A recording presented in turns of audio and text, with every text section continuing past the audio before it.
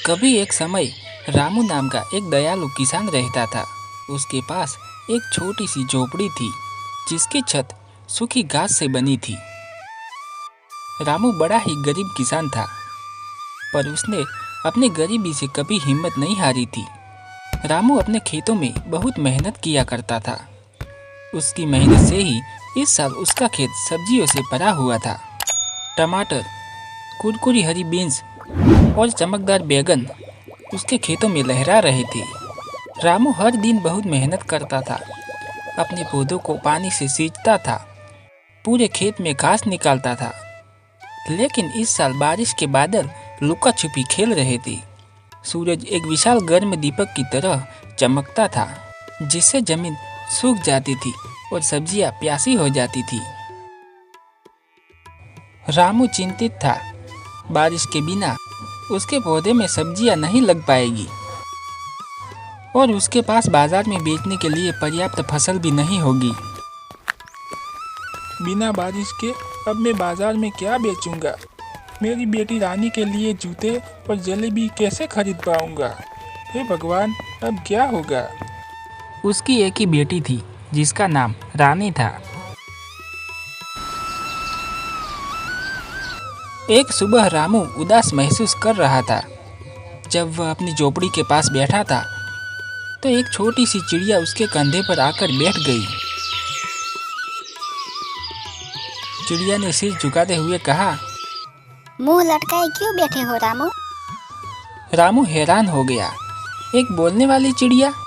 उसने सूखी जमीन और भूखी सब्जियों के बारे में अपनी चिंता बताई। क्या बताऊँ चिड़िया, बारिश तो हो नहीं रही और सब्जियां भी सूख रही है। अब क्या करूँगा? कैसे अपनी रानी बेटी के लिए जूते और जलेबी खरीद पाऊंगा? चिड़िया ने धैर्यपूर्वक सुना। चिंता मत करो रामू, एक गुप्त स्थान का पता है। आम के ऊंचे पेड़ के पीछे एक छिपी हुई धारा बहती है। इसका पानी आपकी सब्जियों को फिर से हरा भरा कर देगा। रामू की आंखें चमक उठी। उसने चिड़िया को धन्यवाद किया और उसकी बताई हुई बातों का पालन किया। सबसे ऊंचे आम के पेड़ के पीछे एक जगमगाती धारा देखी, ठीक वैसे ही जैसे चिड़िया ने बताया था। रामू ने अपनी बाल्टी को ठंडे पानी से भर लिया और वापस अपने खेत की ओर दौड़ पड़ा। उसने ध्यान से प्रत्येक प्यासे पौधे के चारों ओर पानी डाला।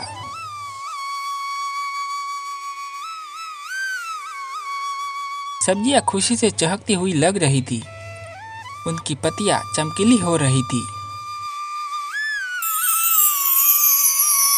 कुछ दिनों बाद आखिर बारिश आ ही गई। कोमल बूंदें छत पर टप टप टपकी, जिससे राजू का दिल खुशी से भर गया।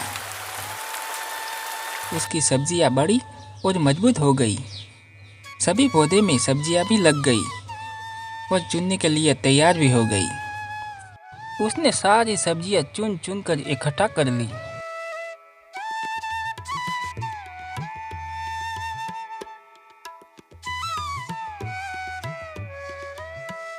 फिर सारी सब्जियां लेके बाजार में बेचने के लिए निकल पड़ा।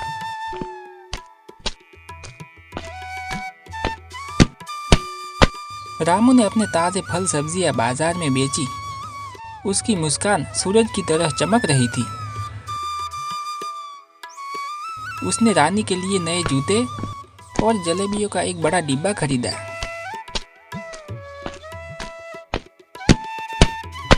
जलेबी और जूते देखकर रानी खुशी से झूम उठी।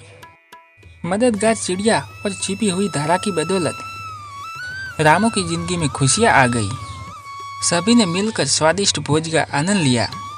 उस दिन से रामू कभी भी छोटी चिड़िया की दयालुता और छिपी हुई धारा को नहीं भूला।